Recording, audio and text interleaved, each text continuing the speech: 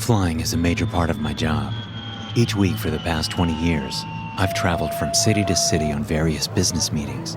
During that time, I've flown enough to join the Million Mile Club. I love it, but there are aspects of flying even I can't handle. Crying babies, limited leg space, people listening to music too loud, the list goes on. Luckily, I've developed the perfect system throughout the years.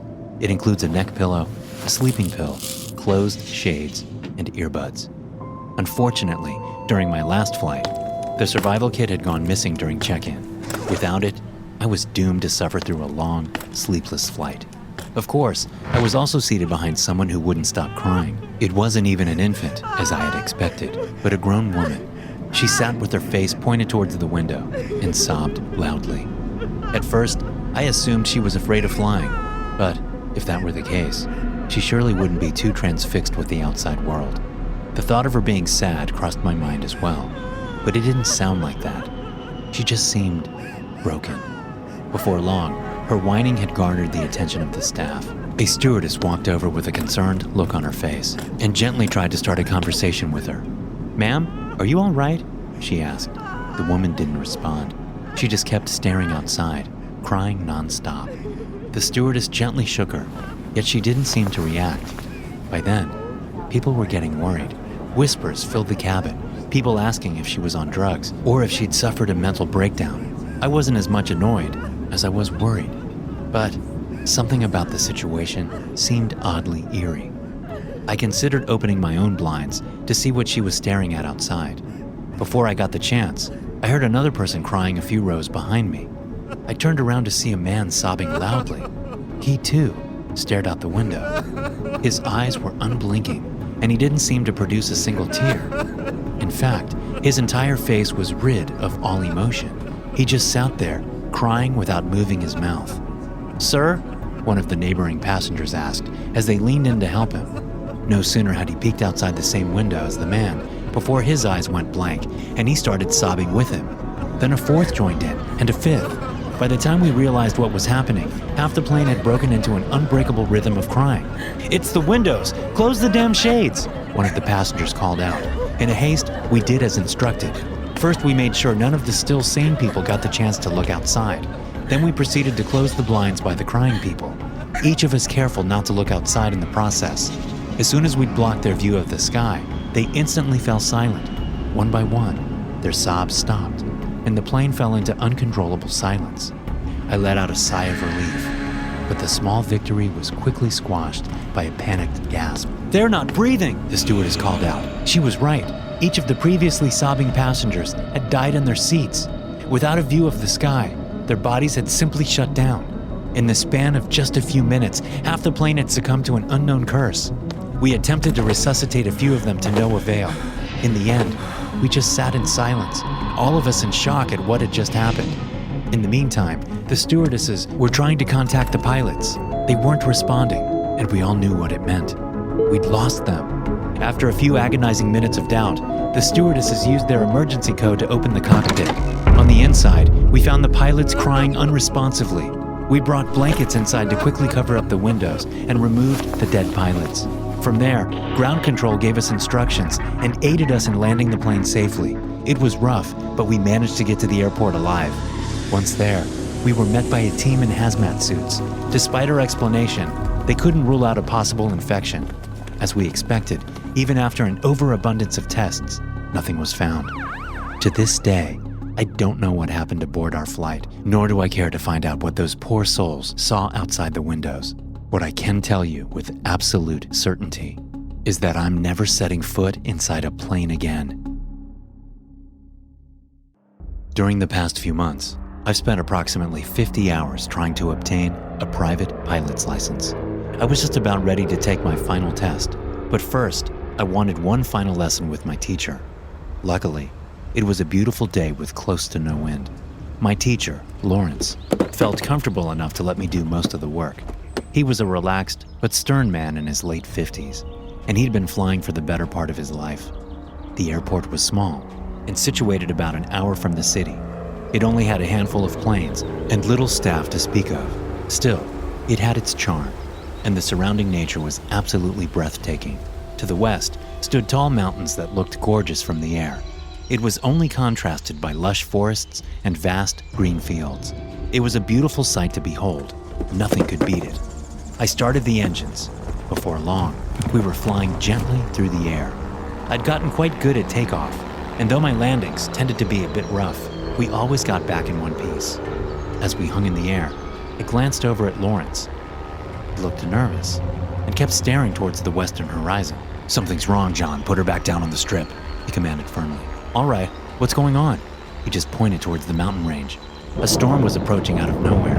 Thick, gray fog poured from the mountains, approaching us with impossible speed. "What the hell?" "Just turn around. That doesn't look good." I did as instructed, but even our plane couldn't outrun the oncoming storm.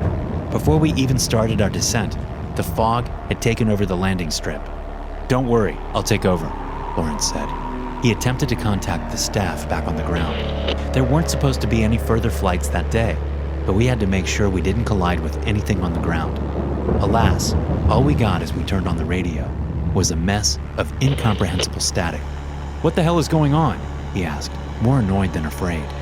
Despite the thick clouds, there wasn't much wind to speak of.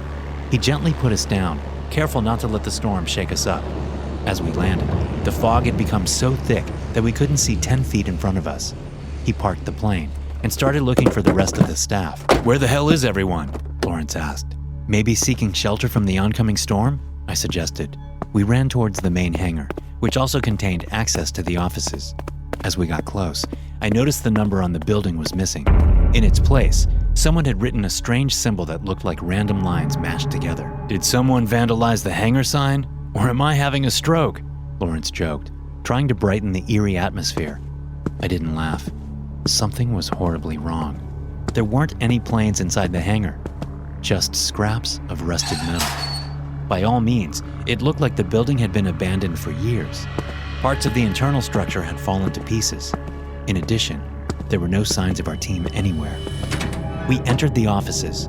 The power had gone out, and each and every room appeared barren. All that was left behind were a few broken chairs, some papers, and ancient posters still hanging on the wall. "This makes no sense," Lawrence said as he ripped one of the posters off the wall. The picture was faded, but it looked like a plane from the late 40s. The text was in a language we couldn't understand, just incomprehensible symbols, similar to the hangar number. I picked up one of the papers. That, too, contained a string of weird symbols. It was clearly a different language, though it wasn't one either of us had ever seen before. It mostly resembled corrupted data printed onto a piece of low-quality paper. Before we got a chance to investigate the bizarre situation, we heard a crashing sound coming from down the hall. Something had broken down the front door. We rushed over, hoping to find another person. Instead, an obsidian black creature stumbled into the office. Its skin moved around, swirling, as if it were a liquid poorly forced into a humanoid shape. It growled and started approaching us with impossibly long steps. Without hesitation, we bolted back into the hangar. A dozen more creatures had wandered onto the strip, contrasting starkly with the pale fog. "What are we gonna do?" I asked. There were too many of them at the landing strip.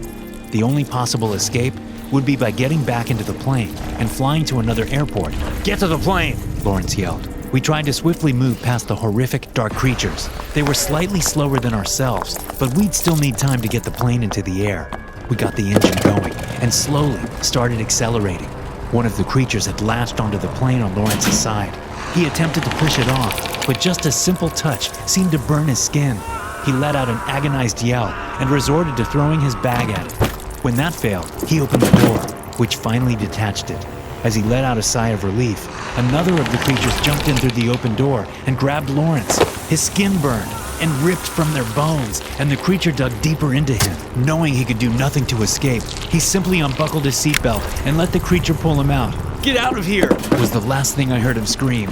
By then, I'd garnered just enough speed to take off. I had no choice but to leave him behind. With shaky hands, I ascended up through the fog, praying for a ray of sunshine to greet me. Before I knew it, the skies had cleared, and the fog had simply vanished into thin air. Below me lay nothing but the beautiful landscape I knew and loved, touched by the warm sun. Back at the airport, I could see the staff going about their day, as if nothing had happened. They seemed confused at my sudden appearance, and came running when I finally managed to land the plane. At first, they were furious because I'd taken off without Lawrence. But when they noticed the patches of burned skin and blood he'd left behind, they got scared. The police were called, but without a body, not any reasonable explanation to what had happened. They let me go. After a long round of questioning and a long investigation, the case died down. I've tried to come clean about what happened, but who'd believe me? Whether we ended up in the future or another dimension, I don't know. I just wish I could have saved Lawrence. I've always been an extremely heavy sleeper, a fact that has greatly helped me during my frequent flights. I was making my way to Sydney to visit family, a trip that would last an entire day. Despite my easy dreams, even I needed a sleeping pill for that particular journey. Medication, combined with some music to cover up the constant noise in the cabin, would allow me to spend at least half the journey over the Pacific in a peaceful slumber. Suddenly, I was jolted awake by another passenger violently shaking me. In my groggy state, it took a while before I could even comprehend the words he was yelling at me. Once my eyes finally opened, I could see that he looked absolutely horrified. They're all gone. You gotta wake up. He stuttered loudly as he continued to shake me. Even then, it took a while before the words hit me. How could people be gone? Had we landed? As I tried to compute the information, mild turbulence shook through the plane. We definitely hadn't reached our destination. Gone? I asked. What do you mean? The man was too panicked to respond. Instead, he just kept pointing around the cabin with a shaky finger. Slowly, I got to my feet and tried to shake off the hold my sleeping medication had over me. The plane had been packed to the brim before takeoff, but now it was almost empty. There were only about 5 of us left, all equally terrified. "Cabin crew, please report to the cockpit," one of the pilots said over the speakers. I looked around the cabin. The stewardesses were nowhere in sight. Apart from the few scared passengers, the plane was completely rid of any life. We made our way to the cockpit door and used the radio to respond. "They're gone. What's going on?" I asked. "Oh God, them too?" the pilot asked back nervously. A click was heard and the door opened. Inside, we found only one pilot. "You're alone?" I asked. He nodded. "We were taking shifts while on autopilot. I fell asleep, and when I woke up, he was just gone." From the cockpit, I could get a better view of the world outside. Below us were endless, sandy hills. As far as I knew, we were supposed to be crossing the Pacific Ocean. Yet, all we could see was the infinite desert below. "Where are we?" The pilot took another look at the instruments. They were filled with numbers and blinking lights I couldn't comprehend. "The coordinates were last updated an hour ago, but we're supposed to be in the middle of the ocean. But it just doesn't make any sense. Have you made contact with the airport?" "No, nothing is working. I'm flying blind here with nowhere to land." The one thing I could recognize within the complicated cockpit was the fuel indicator. Though it still seemed plentiful, it would eventually run out. "How much fuel do we have left?" I asked. "We should have had more than enough to get to Sydney twice over, but I don't even know where the hell we are," the captain replied. The next few hours went by, and we gathered every piece of technology we had in a futile attempt at contacting the outside world. All the while, the fuel kept dripping down, a constant reminder that we were running out of time.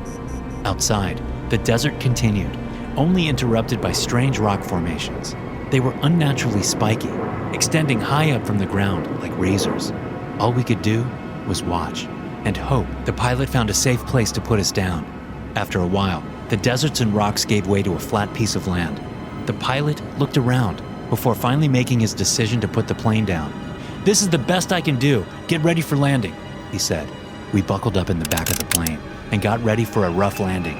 It was surprisingly gentle once we first hit the dirt, and against all odds, the brakes slowed us down without incident. It looked like we were in the clear, but then the ground below us finally gave out. The front of the plane fell into a sinkhole, which instantly crushed the cockpit and caused us to slam against our seats. It knocked me unconscious for just a second, but by the time I came back to it, the cabin had filled with smoke. A couple of the passengers had their necks broken from the impact, and the pilot had been killed. The few of us left alive rushed to escape the burning wreckage, but in the chaos, it was difficult to find the exit. Using the escape lights, we got to an emergency exit and jumped onto the burning hot ground below. 3 of us had survived the landing, but we weren't safe yet. It wasn't until we got away from the smoke and fire before we realized the true gravity of our situation. At the horizon in front of us, stood an impossibly tall mountain range stretching endlessly up into the sky. It was little more than barren rocks and lifeless ground, but the thing that truly horrified us was the sky above. There hung a massive blue sun that felt like it was scalding our skin. We'd survived the landing, but it wouldn't even matter, because wherever we were, it wasn't on Earth.